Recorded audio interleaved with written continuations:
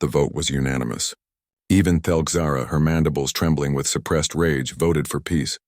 As Sarah Chen walked out of the council chamber, a junior delegate from a minor species stopped her. "Captain, was it true? Would you really have done it?" Sarah looked at the young being, barely old enough to understand mortality, and gave an honest answer. "I don't know, and neither did they. That's why it worked." She left the delegate standing there, contemplating the most terrifying thing about humanity. Even they didn't know their own limits. In the weeks that followed, the Galactic Council ratified the most comprehensive peace treaty in its history. Humanity gained recognition as a sovereign species with full territorial rights. The Kryn Dominion withdrew all military assets from human space. Trade agreements were negotiated. Cultural exchanges were planned. And somewhere in the cold dark between stars, 378 asteroids continued their relentless acceleration toward nowhere in particular, a permanent reminder that humanity's greatest weapon wasn't their technology or their tactics. It was their willingness to burn the entire galaxy down rather than submit. The elder races had spent 10,000 years building their civilization on the foundation of wisdom and restraint. Humanity spent 200 years teaching them that sometimes the threat of mutually assured annihilation was the only wisdom that mattered. They had asked for peace. Humanity sent them a reminder why they shouldn't have waited so long to ask. The Galactic Council chamber fell silent as Ambassador Thelgzara of the Kryn Dominion rose from her crystalline seat. Her three eyes surveyed the assembled delegates with barely concealed contempt, finally settling on the empty human delegation chair at the far end of the hall. "Esteemed council members," her translator rendered her chittering speech into standard galactic. "For 3 cycles, humanity has waged war across 7 sectors.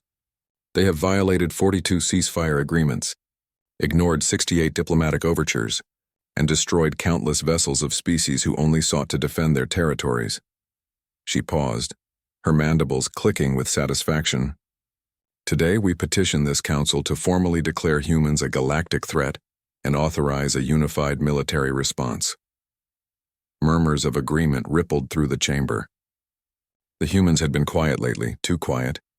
Their fleets had withdrawn to the Sol system 2 months ago, abandoning every contested world without explanation. Many species interpreted this as defeat. The Kryn knew better. Humanity was planning something. Supreme Arbiter Vornell, a being of pure energy contained within a diplomatic sphere, pulsed thoughtfully. "The Council notes your concern, Ambassador Thelgzara. However, humanity has indeed withdrawn from all disputed territories.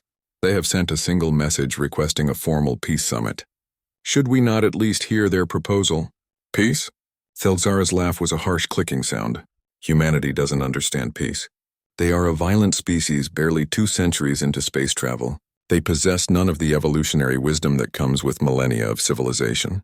We, the elder races, have a responsibility to contain them before..."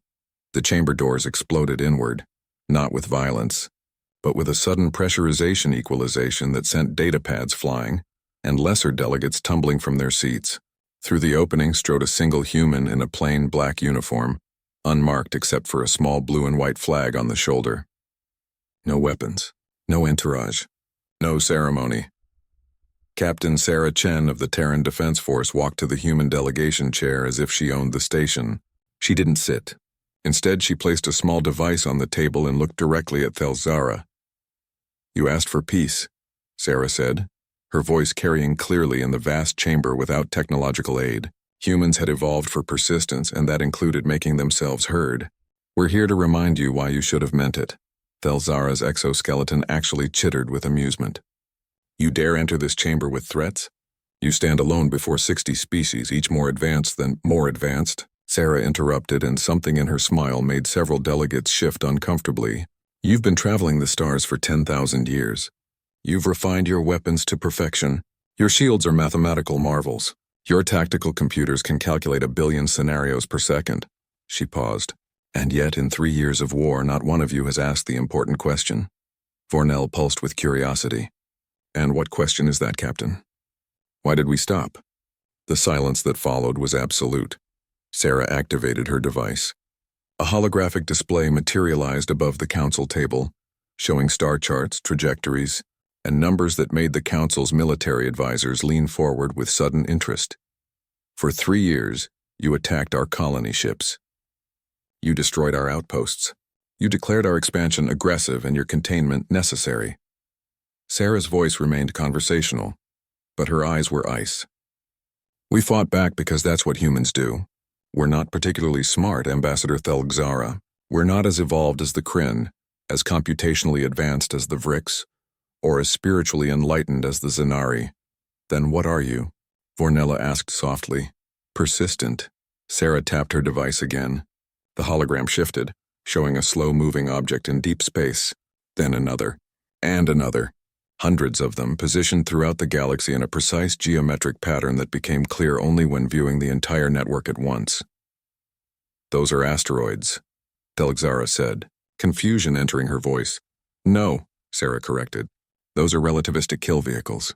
Each one is approximately 2 kilometers in diameter, wrapped in stealth coating that your sensors, admittedly more advanced than ours, took 3 years to notice. Each one has been accelerating for the past 18 months to approximately 0.9 light speed. The chamber erupted in chaos.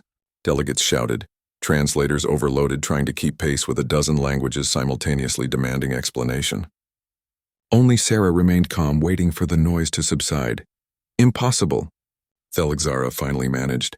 The energy requirements alone would require humanity to divert 90% of our industrial output for 3 years. Sarah nodded. Yes, it was expensive. We're not wealthy like the Kryn. We don't have matter replicators or zero-point energy. We have fusion reactors, ice miners, and a species that really doesn't like being told where we can and cannot live. She zoomed in on one of the asteroids. The calculations displayed beside it made the Council's military representatives physically recoil. Each vehicle carries the kinetic energy equivalent to 1 billion megatons of TNT. Upon impact, it will penetrate planetary crust and create an extinction-level event. The shockwave alone will sterilize everything on the surface.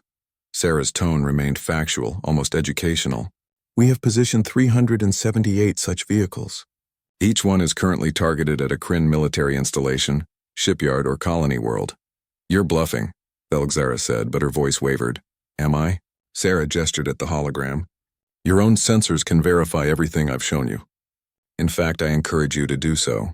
You have approximately 6 hours before the first wave reaches firing position. After that, they cannot be stopped. Not by your shields, not by your weapons, not by your computers. Basic physics becomes weaponized at relativistic speeds. Vornell's sphere pulsed a deep crimson, alarm in his species' emotional spectrum. Captain Chen, what you describe as genocide. The complete extinction of the Kryn species. Yes, Sarah agreed simply. That's what makes it effective deterrence. Deterrence? Thelgzara's voice rose to a shriek. You call this deterrence? This is exactly what you were planning for us, Sarah interrupted coldly. Your military advisors, don't look so surprised, Ambassador. We may be young, but we're not stupid. Your advisors proposed orbital bombardment of Earth, Mars, and Titan. Sterilization protocols. They used the term acceptable losses for galactic security. She leaned forward. So we decided to teach you an old human concept, mutually assured destruction. You would murder billions to make a point? No, Ambassador. Sarah's expression softened slightly. We would murder billions to ensure our survival. There's a difference. One is cruelty. The other is consequence. She straightened, addressing the entire council now. Humanity is 200 years into space travel.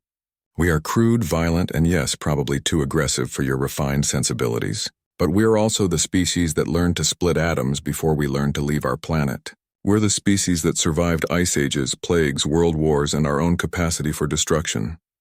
Sarah's voice dropped, but somehow carried further than before. You wanted to contain us because you feared what we might become. Let me save you the suspense. We become exactly what you force us to be. Push us toward peace and we'll build paradise. Push us toward extinction and we'll drag you into the void with us. She gestured at the hologram one final time. The firing solution can be transmitted with a single encrypted burst from my ship. I can issue that command right now, and in 6 hours this council will have to explain to your children why their sky is on fire. Or, she paused, you can accept humanity's peace proposal. It's very simple. Leave us alone and we leave you alone. Trade with us if you wish. Ignore us if you prefer. But never ever again assume that being young means being weak. The chamber remained silent for a long moment. Finally, Vornell pulsed a question. And if we refuse? Sarah smiled, but it didn't reach her eyes. Then I hope your species has colonies we don't know about, because in 6 hours, the ones we do know about cease to exist. Thelgzara looked at the hologram, at the inexorable mathematics of relativistic death marching toward her homeworld. She thought of her hatchlings, of the breeding pools under the twin moons of Kryn Prime, of 10,000 years of civilization about to be erased by a species barely out of their own star system. What assurances do we have that you'll deactivate these weapons after peace is achieved? The same assurance we have that you won't attack us again, Sarah replied. Absolutely none. Welcome to diplomacy, human style. You've been doing it your way for millennia. We're 2 centuries old, and we've already figured out the fundamental truth you elder races seem to have forgotten. Peace isn't achieved through wisdom or evolution or enlightenment. It's achieved when the cost of war becomes unthinkable. She picked up her device. The Terran Defense Force has authorized me to offer unconditional peace. No reparations. No territorial concessions. No acknowledgement of wrongdoing by either side. Just a simple agreement. Humanity stays in their space, you stay in yours, and we all pretend this conversation never happened. Her finger hovered over the device. You have 5 minutes to decide. After that, I'm returning to my ship, and whatever happens next is on you.